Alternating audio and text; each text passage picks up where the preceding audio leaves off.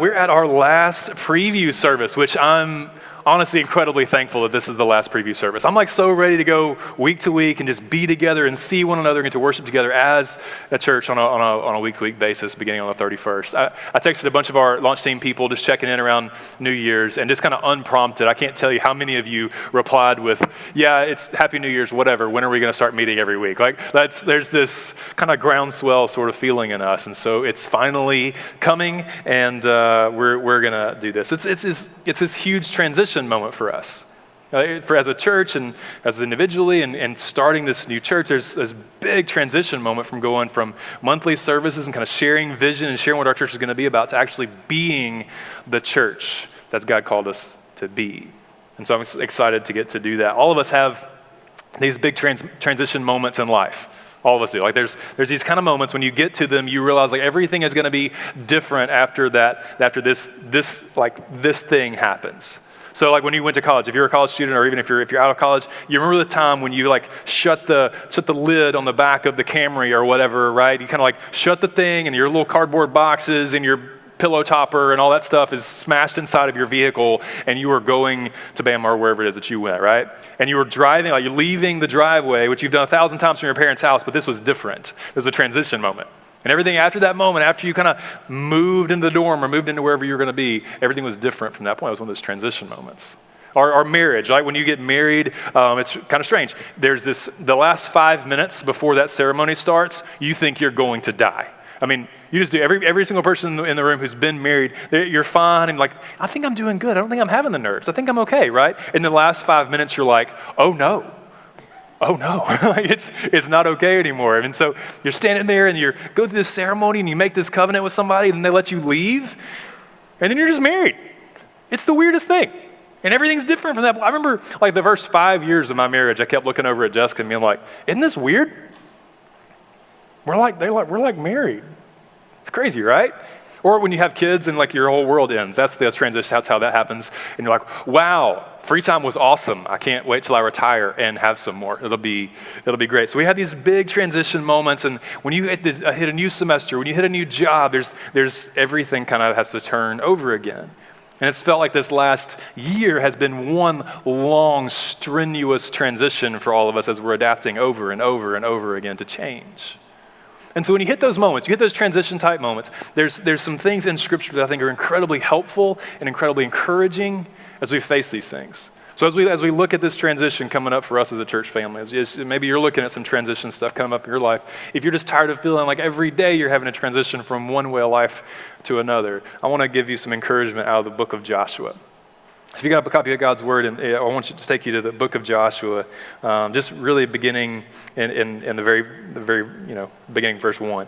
We'll get there in just a second. So let me give you a little bit of context, okay? So this is what's happening here. This is Israel. So Israel is preparing to finally enter the Promised Land.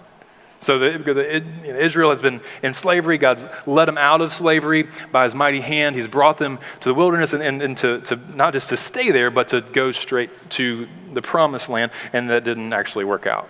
They finally spent the 40 years in the wilderness, which we'll talk about in just a second. They're standing at the bank of the Jordan River, and God shows up and he says, hey, it's finally time. It's finally time to cross the Jordan River and take what I've promised. So as we ready ourselves for what comes next for us, collectively and individually, I want to look carefully at how God encourages and challenges Joshua so that we can be encouraged and challenged as well. So it says this in verse 1. It says, after the death of Moses, the servant of the Lord says to Joshua, the son of Nun, Moses' assistant, Moses, my servant, is dead.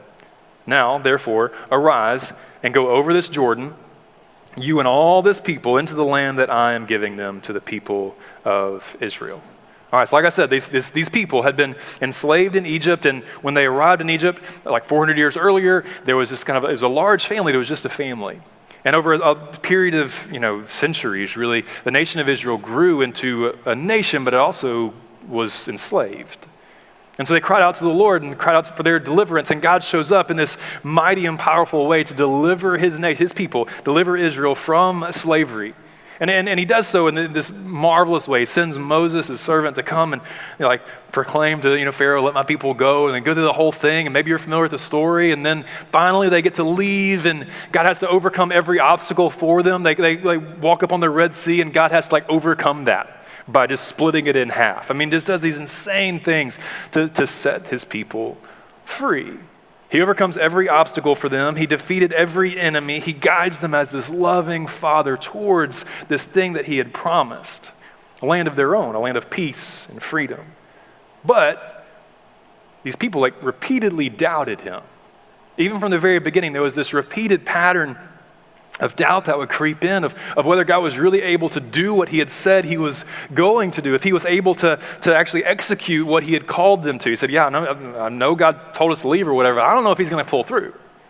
As a church plant, we can that doubt can kind of slip in sometimes. I know God called me to do this, but I don't know. What if this whole thing doesn't work out? That slips into my life too, right?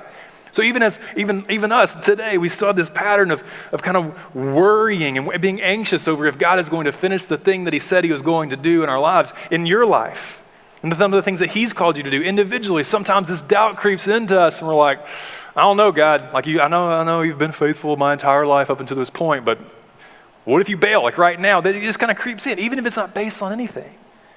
So in Numbers 13 and 14, it comes time for them to finally make their way into the promised land for the first time. And what they do, they send some spies out over into the land. They cross the Jordan. They go check it out, and they come back with a report and say everything is incredible. This place is nuts. God is so good. And there's a whole lot of enemies there, and they have these big fortified cities, and they're really tall, and it kind of freaks me out. And all of a sudden, the entire nation of Israel, just collectively doubts God's ability to continue doing what he'd been doing, to continue showing himself to be faithful, continue defeating every enemy and breaking every boundary. Start doubting whether he's going to do this. And there's only a couple people that said he could, and so the nation of Israel ends up turning away from God. And the consequence for their faithlessness in the face of God's faithfulness was to spend the next 40 years in the desert just kind of wandering around and waiting for a new generation to rise up, to see if that new generation would be a generation that would follow faith rather than fear, which is kind of what I've been seeing in us. This group of people who seems driven by faith rather than the fear of the what if. So they did this 40 years thing, and they waited this new generation. They went through this long season of waiting, 40 years of saying, hey, there's this promise that's going to come. God's going to do this work. It's going to be incredible. But you got to wait 40 years for that. That is a long season of waiting.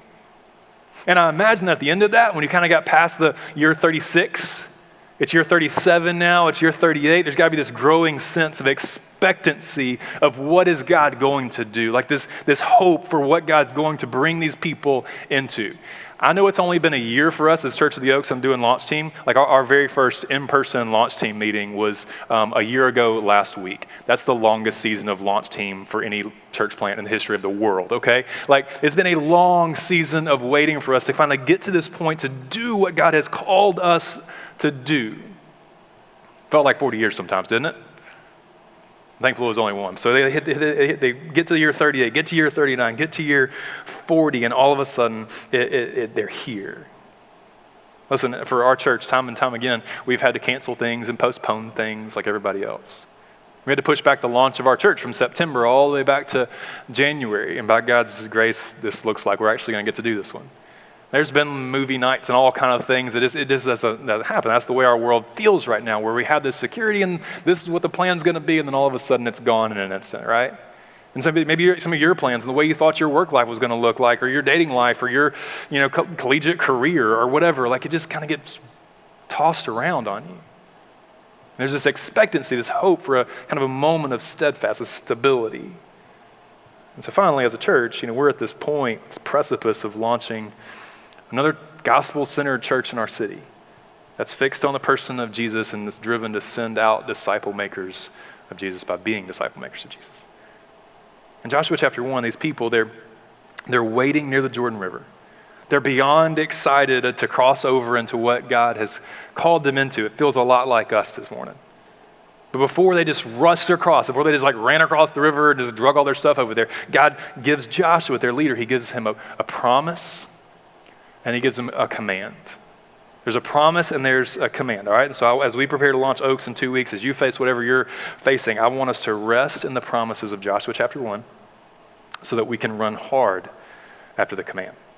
All right, I want us to be able to rest in the promise so that we can run hard in the command. Verse 3 jumps into it, says this, as God kind of reminds Joshua the plan. He says, every place that the sole of your foot will tread upon, I've given to you, just as I promised Moses. From the wilderness and this Lebanon as far as the great river, the river Euphrates, and all the land of the Hittites, the great sea, towards the going down of the sun shall be your territory. God reminds Joshua what he's going to do.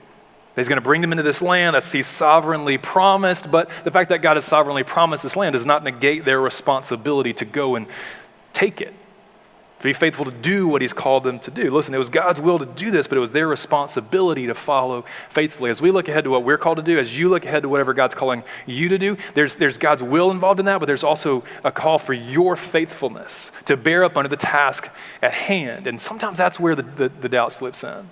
Sometimes for me, it's not necessarily that God's going to pull through, it's that I'm going to pull through. And Joshua's going to be coached on this by the Lord. So he begins to prepare him what's come. He gives him first a promise. It's a promise of his presence. Verse 5 says, no man shall be able to stand before you all the days of your life. Just as I was with Moses, so I'll be with you. It says this, I'll not leave you or forsake you. There's a promise there. I will not leave you or forsake you. There's going to be some commands here. There's going to be some instructions of some things to do. But before any of that's possible, there's this promise of God's presence and his provision that he's going to be able to bear up on. Like God is going to be faithful. So before there's any task at hand, before there's anything for you and I to do in our own strength to try to work something out on our own, like we have to be reminded that God is with us, and if he's with us, everything's going to be okay. Because it's not our power behind it in the first place. Before any instructions, before any command, God promises his presence, because any God-sized work has to be done by the power of God. Any God-sized work in your life, any God-sized work in my life, any God-sized work in our church, like it has to be done by the power of God, because honestly, we're just not strong enough. Joshua wasn't strong enough to do this. Israel wasn't strong enough to do this, to go over take this land. Like, they weren't strong enough to do that. They've been wandering around the desert for 40 years. They don't know what they're doing. Like God had to show up and do this work. And so they're banking on a power far greater than themselves, the King of Kings and Lord of Lords, to do this work. I'm banking on the power of the King of Kings and Lord of Lords to do this work. And if God is for it, then nothing can stand against it. Let me give you some encouragement as we face the task at hand. The God-sized task of launching this church does not depend on you or me, thankfully. It doesn't depend on our charisma. It doesn't depend on our finances. It doesn't depend on how good we are at chalking the quad or something. It doesn't. Listen, the power behind the church has always and will always be the person of Jesus Christ. The one who's victorious over sin and death, the one who has paid every debt for us, the one who has done as Maria was praying earlier, the one who has done everything for us that we could never do on our own, who's in the completed work of Jesus, who offered us grace and mercy and forgiveness by dying on the cross in our place. The power of that act is the thing that drives forth the church, including ours. It always has and always will be. Listen, God's planting this church, and in his power, we're following along behind. Just like Joshua was looking across that river, we can look at all that is to come and rest in the fact that God is not going to leave us. So first, God gives the promise, and then he repeats the same command. He gives this command, and he gives it 3 times for 3 different purposes, and all 3 are relevant to you and to me, okay? So the command is to be strong and courageous. So if you're familiar with Joshua 1 at all, you've probably thought about this a little bit. There's over and over again, God repeats this refrain of be strong and courageous, but he says it attached to 3 different things.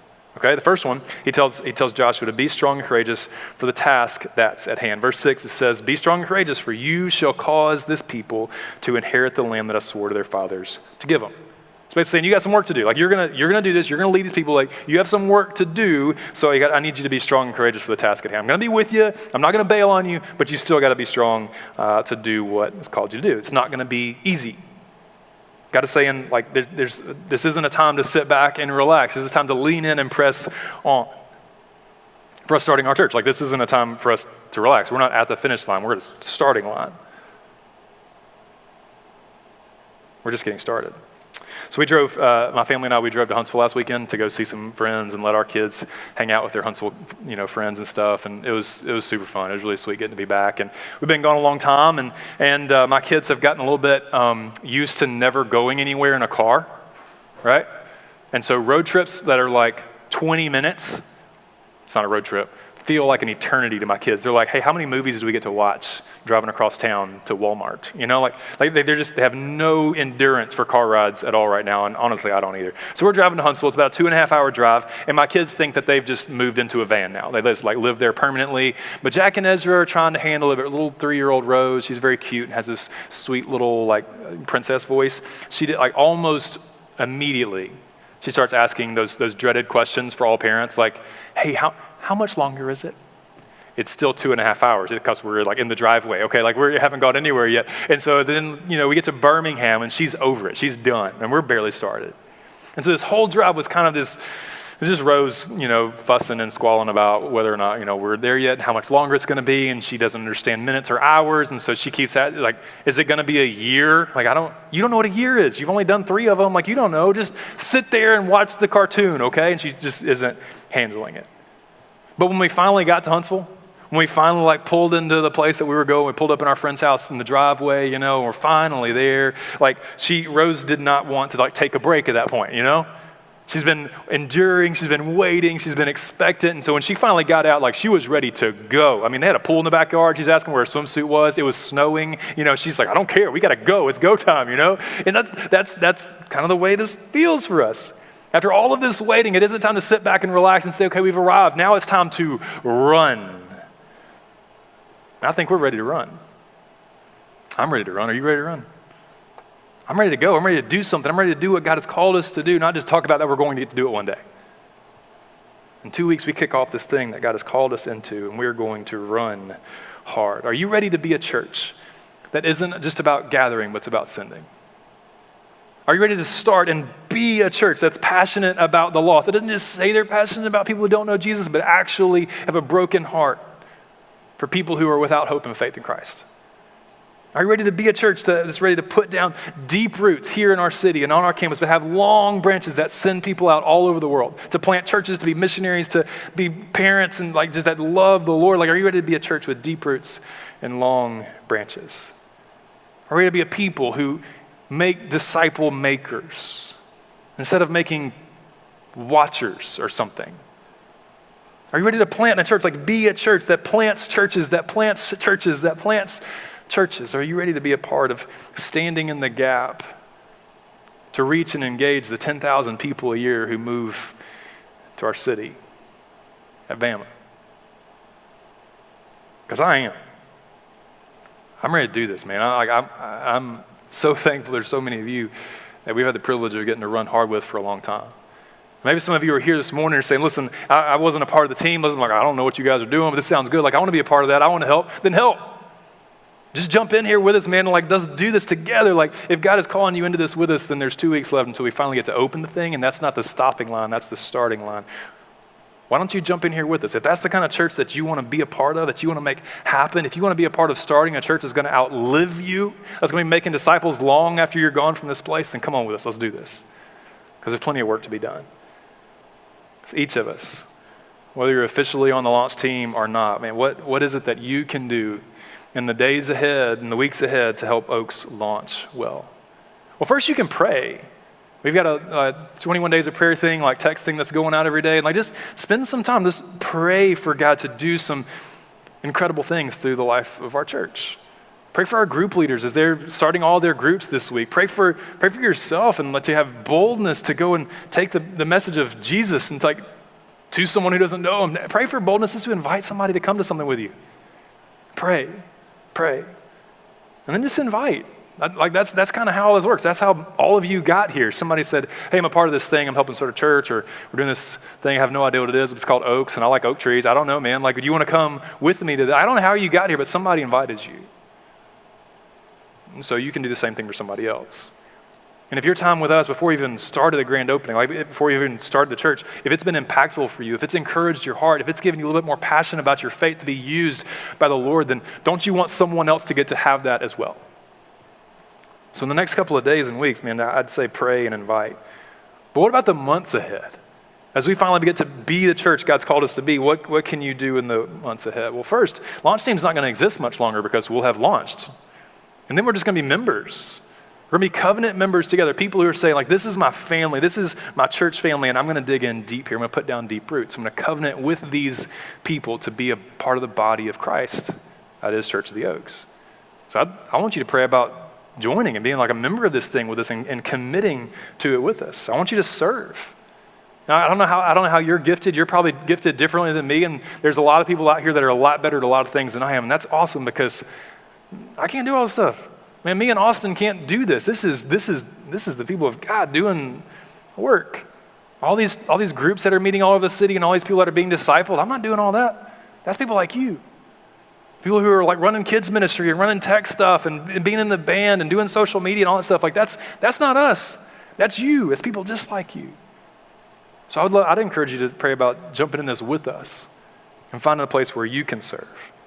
I want you to give. I want you to give of yourself and your time and your resources and your life. I just want you to pour yourself into something for the kingdom of God. Most importantly, I want you to be discipled. I want you to be discipled and then commit to make disciples. What it means to be discipled means like you're coming to know how to follow Jesus well. You've got a strong foundation in the Lord. You've developed some spiritual disciplines, some habits that you can feed yourself with, and then you can take that and show somebody else how to follow Jesus well. I want you to be discipled so that you can make disciples. So the first thing God says to Joshua is to be strong and courageous for the task at hand. Then he repeats it again. He says this time, be strong and very courageous. He overemphasizes it in verse 7 to follow the word. Verse 7 says this, only be strong and very courageous, being careful to do according to all the law that Moses, my servant, commanded you, all of it. Don't turn from it, to the right hand or to the left, that you may have good success wherever you go. This book of the law shall not depart from your mouth, but you shall meditate on it day and night, so that you may be careful to do according to all that is written in it. For then you'll make your way prosperous and you'll have good success. This is like the center structure of this whole thing that God is saying. There's a promise, there's the first be strong, courageous, then there's this middle one, and then the pattern repeats. And God's saying this is the most primary thing that you need to know. Like for everything that's coming up in your life, like everything that's coming up for Israel, everything hinges on this one thing, that we have to be a people. Joshua had to be a guy who was dedicated, committed to following the word. Like it can't be overstated. He's telling them to carefully do what the word commands. He tells them not to deviate from it, from just to the right or the left, like just be fixed on it. He tells them to be talking about it, speaking about it. He tells them to be memorizing it, thinking on it day and night, literally just like immersing himself in the word. And it says that if you do that, everything's gonna be okay. Listen, God's word is the guide for what to do and how to do what he's called you to do. Let me say that again. God's word, it's the guide for what to do and how to do whatever he's called you to do. And apart from that word, we don't know how to do it. We don't know what we need to be doing. Maybe we have a vague sense of his calling, maybe a vague sense of his presence in our life. We don't know what to do with that. That's because it's found in his word. God literally uses like the language of a map here, right? Saying don't deviate from it from the left or to the right. Like I've been reminded recently of like the importance of maps. I don't know about you, like if you're a little bit younger in the room, you probably don't remember a time when there wasn't a GPS unit in your pocket at all times. But I do, and it was terrifying, like for real. Like all of us that are like older than 35, we remember what it was like to be lost, and you guys like map yourself to Publix, okay? Like there's difference there. But the other day we went to Stone Mountain with my parents over Christmas, and I don't know if you know what Stone Mountain is. It's like a giant, like imagine like a normal like rock that's like just a round rock, and make it the size of a mountain and just drop it over in Georgia. Okay, that's what it is. It's a huge piece of granite, and so we ride this like a ski lift, like tram thing, like cable. I don't know what this thing's called, right? We ride this thing up the hill, and that was awesome. Everybody had to wear their mask, and COVID's crazy and whatever. The line was forever. We stood in this line to get on this little lift thing for like an hour. I have a 7-year-old who you've probably met. His name's Jack, and he has a lot of energy. He does not like standing in lines for an hour. And there's Ezra, who's just hungry all the time. And there's a 3-year-old who just wants to be helped. So I'm like holding a 3-year-old, right? One kid's like climbing trees, it's probably illegal and whatever. And one kid's like, give me all the food, right? And so we've been doing this an hour. And we finally get on this thing. We go to the top of the hill and we get up there and we're walking out from the little building where the lift reaches. And I'm walking past people. Just like an endless line of human beings, like wrapping around stuff and stretching all the way over this thing. People waiting to get back on the lift. And it's like 4:30 in the afternoon. I mean, the sun's starting to go down a little bit. And I'm thinking, man, if we're going to get back on this lift, we need to like go get back in line now, which sounds terrible. So I get the map out and I figure out there's a trail. There's a trail that you can walk down this mountain, right? So Jessica and I are looking at each other, we're thinking it up, and we're thinking, I don't know, man. I don't know if we want to stand in the line or if we want to like risk getting lost in the woods at night with 3 children. What's worse? What would you have picked? Getting lost in the woods at night with 3 children. That's what you would have picked. And so we talked about get our kids, and we're like, okay, we're going to take a family vote, which we kind of leaned on them a little bit to say that we're going to hike this thing. And so we start hiking down a mountain at sunset when it's freezing cold outside with all of our children, and it's getting dark. Like, it was one of the more reckless things we've done with our kids in recent days, right? But man, it was absolutely worth it. So we're going down this thing. It was weird. Like, we passed a guy that was barefoot carrying a log, like hiking down a mountain. Dude's barefoot carrying a log. And my kids are like, what's his deal? It's like, you don't want to know, okay? Like, just fine. You just keep moving, you know? We had to hike over like these ice flow things. There's like ice everywhere and stuff. And the whole time I'm thinking like, I really hope that I don't lose cell service, right? Because this could get bad pretty quick. There's not anybody else doing this because we're the only people dumb enough to do it. And so we're hiking down this thing by ourselves. It's not like a lot of people we can follow. The trail's kind of confusing, and I'm just glued to my phone the whole way. Like, I'm out front. Like, I've got the phone. I've got one bar, you know, that one lovely bar, you know. And we're kind of making our way down this thing, hoping that Google doesn't fail us. Google, don't fail me now. How many times we said that, right? And we finally start getting down there. The sun is gone. Like, we're 10 minutes from darkness in the woods, and like, we're going to have to start sending out flares or something to get rescued. And finally, we made it back to where we're supposed to be, and it was fine. Like, that's astounding that we can do something that risky because we had that little thing in our pocket, right? We had that little phone. That's going to guide us through, and as long as we can stay fixed on that, we're going to be okay. In all of the variants of our world, and all the competing voices that call us to do different things and call us in different directions we should go, and like all these voices that people want to speak into your life, what is true and how life needs to be lived and what direction is the way to go. I'm so thankful that there is one voice, one word that can actually be relied upon. The Word of God. We're like we can actually lean into it. We can actually figure out how we're to live, how we're to follow, what we're supposed to do, and how we're supposed to do that, to do what God has called us to do. And if we've got to be a church, listen, if we're going to have any success in this thing that we're trying to pull off, if we're going to be a church that's fixed on the Word, that's going to like be a people, like collectively, individually, that we're continually opening this thing and leaning into it and knowing it deeply. You as an individual, like if there's if you try to follow all the voices that are piped into your world on a daily basis, you'll have no idea which direction to go. But if you've got one central thing, this book, this Bible, to cling to, it'll see you through it. It will. As for me, time and time again. Listen, God's given us His presence. He's promised to be with us. He's given us His word and promised that if we'll just carefully live by it, our feet won't slip. So each one of us, we've got to be people who love and follow the world. So personally, like, how can you do this? So if time in God's word is not central to your life or whatever, like, I want to give you a couple of tips to start spending some more time with it so you can do this with us. So our church, Austin mentioned earlier, we started a reading plan together. We start the book of Genesis tomorrow. We finished up John on Friday. And so if you're a part of a tribe or a huddle, one of our community groups or discipleship groups, your leaders have that, and we're going to have it on the website soon too. You can just jump in this reading plan with us and start to read and digest the whole Bible and figure out what it has to say. I'd love for you to jump into a group, like jump into a tribe or a huddle and have some people that you're discussing the word regularly with, and so you can hear their insights, you can kind of give your insights, and together we can dig into the word in a more powerful way. Otherwise, you're going to follow something else. So my encouragement to you and to us is to be strong and courageous to follow the word. So there's be strong and courageous for the task, and then to follow the word, and then finally the last one, he says to be strong and courageous to fight fear. Verse 9, the beginning of it, it says, have I not commanded you? Be strong and courageous. Don't be frightened and don't be dismayed. It's a hard thing to command somebody not to be frightened, isn't it? Have you ever had to choose not to be frightened? I know God's given us his promise of his spirit and his presence, but still, man, how do you command somebody not to be afraid? Have you ever tried that? Have you ever had to consciously, maybe you're walking through your house at night and you just get spooked because everybody's secretly scared of the dark, right? And you're like, everything's fine, I'm okay. You just had to talk yourself through it and get past it. One time, Jessica and I were on vacation, and Jessica's always wanted to go ziplining. Have any of y'all gone ziplining before? It's awful, right?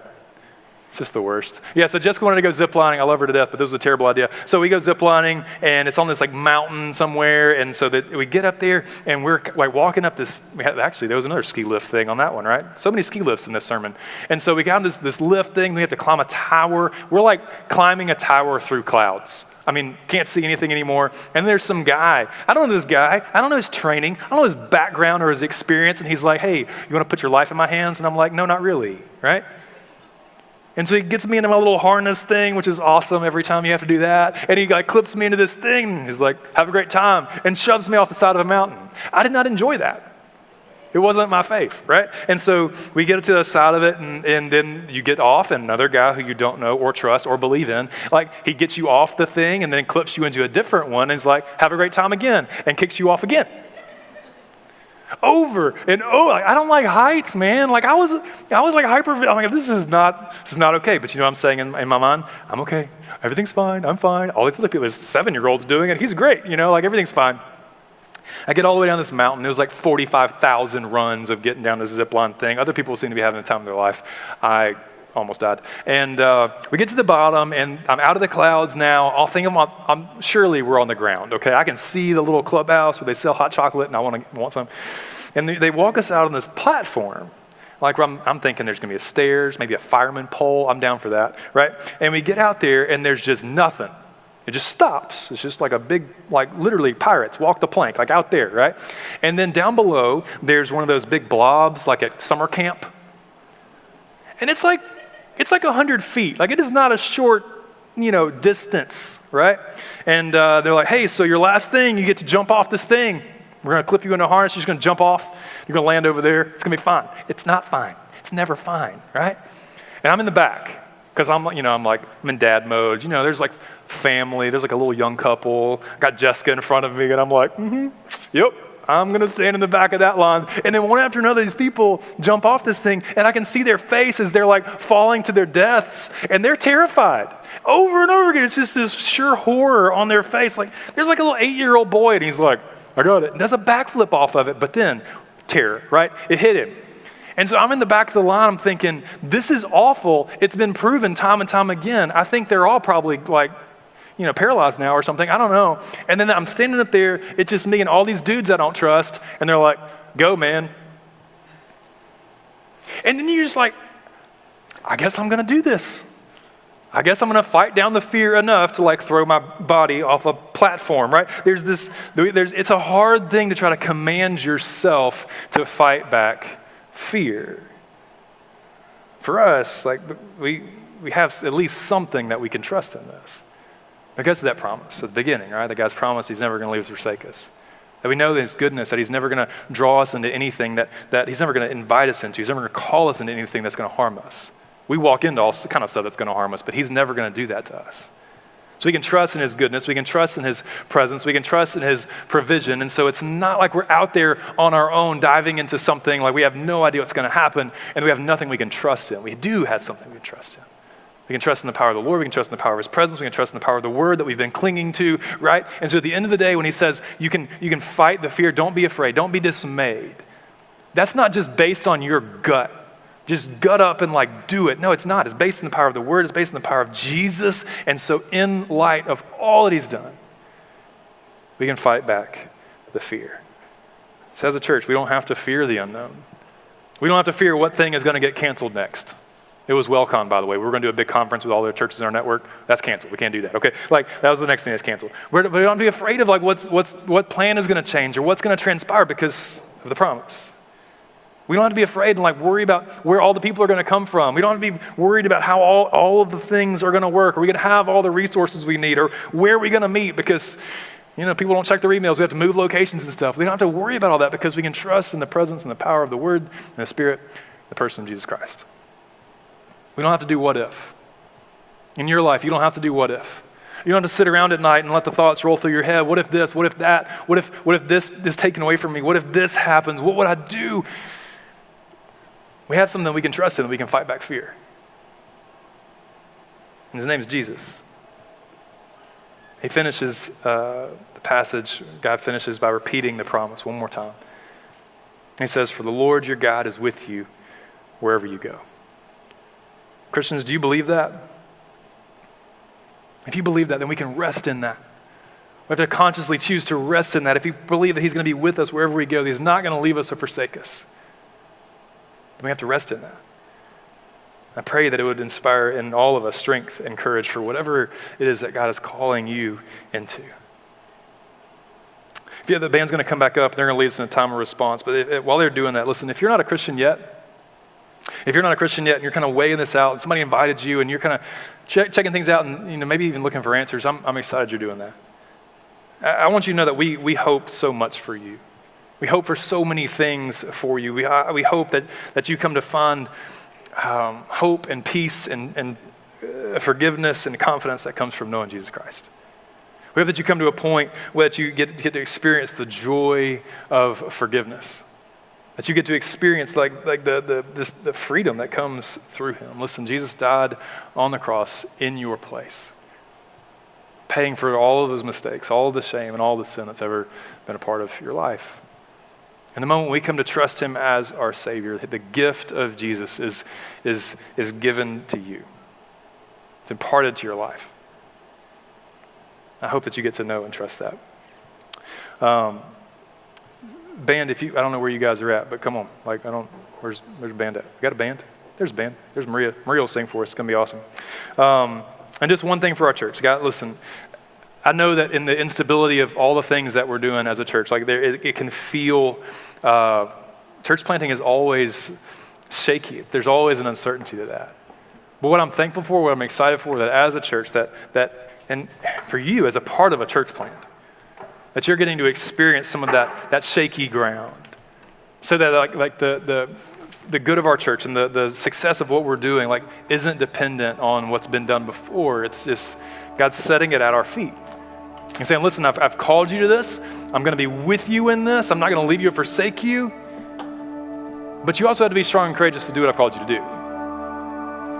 And so I hope that promise gives you rest, and I hope that command gives you something to run after. I want to pray for us, and then our band's going to lead us. Father, God, I'll be honest, there's a lot of times in life, especially in these big transition seasons for us, that it's difficult. It's difficult to fight back fear. It's difficult to trust in the Word. It's difficult to just bear up under some of the things that are set before us. So God, I pray for each and every one of us here as we face the things that we're facing right now as individuals, that you'd remind us of the strength and the confidence that just comes with your presence. I'm so grateful that you've promised to never leave us or forsake us. That's not who you are. It's not how you operate. We can trust in that. And God, as a church, as we prepare to begin this task that you've called us into, God, help us to cling to the promise of your presence. Help us to cling to the solid foundation of your word. Help us to fight back fear in our lives, and help us to resist trusting in anything other than you. To run hard after the person of Jesus. God, we love you. It's your son's name I pray. Amen. Why don't you stand with us?